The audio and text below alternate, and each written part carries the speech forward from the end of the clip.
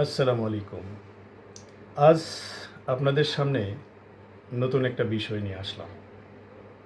যে বিষয়টা এতটাই তাৎপর্যপূর্ণ, এতটাই গুরুত্বপূর্ণ, কিন্তু আমরা হয়তো বাস্তবতার জন্য সেই জিনিসটা ভুলে থাকি।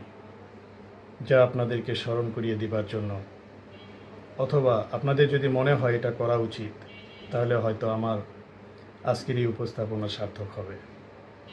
বিষয়টা হলো, আপনি আপনার আদরের ছোট বোনটার হয়তো একমাত্র ভাই, অথবা আপনার ছোট একটা বোন ছিল যার বিয়ে হয়ে গেছে, যে ছিল আপনার নয়নের মণি, অথবা আপনি তার। এখন আপনি সংসারের দায়িত্ব বহন করছেন। আপনার ঘরে হয়তো অন্য কোনো বোন, যাকে হয়তো সারাদিন পরিশ্রম করে ভালো রাখার চেষ্টা করে যাচ্ছেন।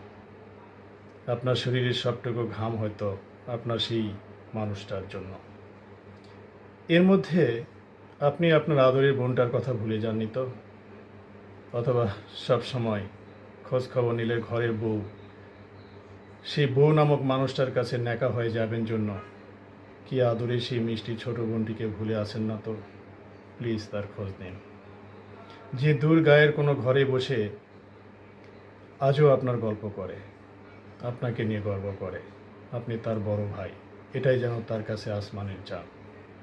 প্লিজ কারো জন্য রক্তের সেই বন্ধনকে অস্বীকার করবেন না।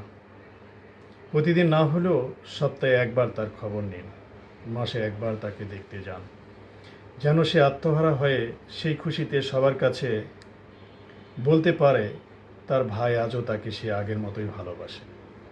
তার ভাই আর সবার মতো না, আর 10 জনের মতো তার ভাই বউ পেয়ে বোনের কথা ভুলে যায়নি।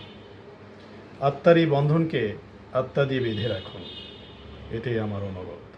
আপনি যদি কোনো বোনের ভাই হয়ে থাকেন। ধন্যবাদ।